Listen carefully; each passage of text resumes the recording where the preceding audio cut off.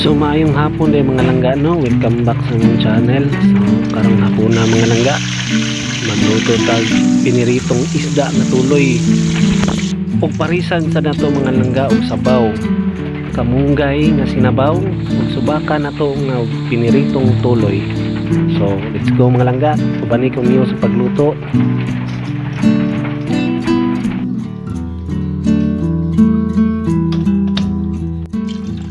So karon mga langga, ato ning hugasan atong isda nga tuloy, magmananan siya huwag hasang og tinai. Ug ato na lang yung hugasan og tarong para ready na ni siya nga atong iprito. Human ato ginang butangan og asin. Kay way lami ang pinirito nga isda kung walay asin, mora na siya i secret recipe sa pinirito. So ana argi na kasayon mga langga. Asin na siyang mga isda. Man uunda sa atong gasol nga kinakusgan. Human tangan na itong mantika o tainit ang mantika para ready na itong isda na prituhon. So paabot lang ta ang bukal ng mantika yun nga. Dayon ato din nga naman na maglunod ng itong tuloy mga para maprito na gina siya. So dali ra kay nilutuon ang tuloy ng isda mga langga, kay gagmayon man siya mga isda ha.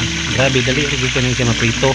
Di pareha sa ubang mga isda nga kinahanglan gid siyang lutuon kini mo siya maayo kay para di siya mahilaw. So basic ra kini lutuon ng mga tuloy mga langga.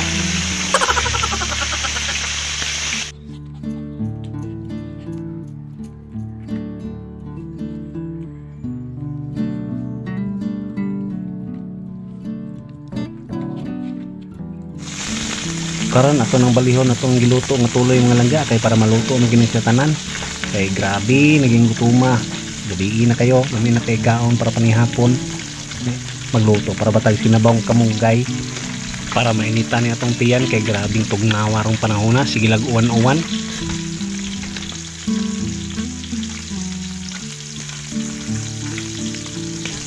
So hapit na din ni maluto atong giprito mga langga.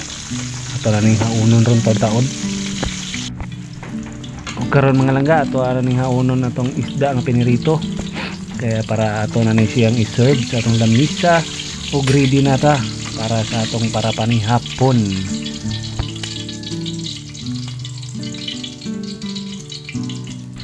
Ug karon mga langga luto naman atong isda nga giprito, magpabukal na sa tag-init tubig para sa atong kamunggay nga sinabaw. So banisad ko niyo mga langga sa pagluto aning kamunggay nga sinabaw, atong subakan o pinirito nga isda nga tuloy nga lamian kaayo. Let's go.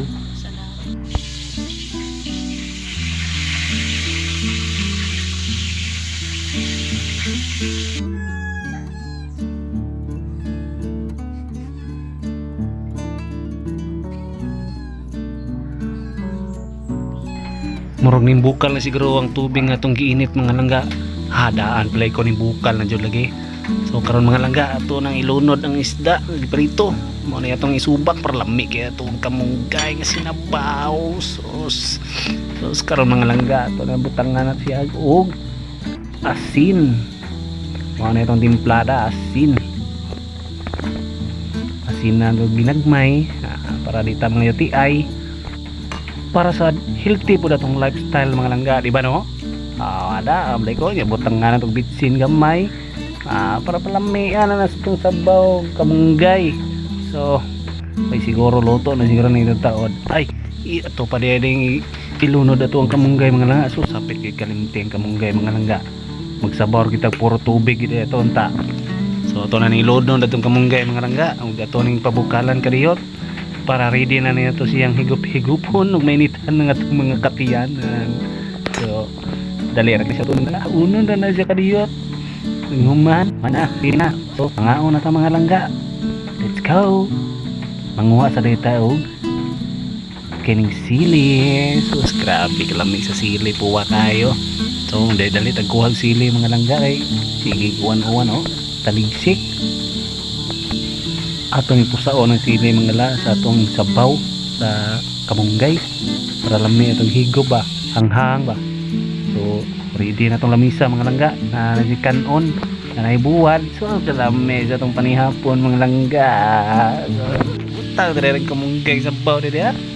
Butangan na itong plato ha. Hindi na kaon ba. Sus dugaya sa plato mga langga. Plato langging. Sus ana ba matik ba. So, nga na ito mga langga. Let's go.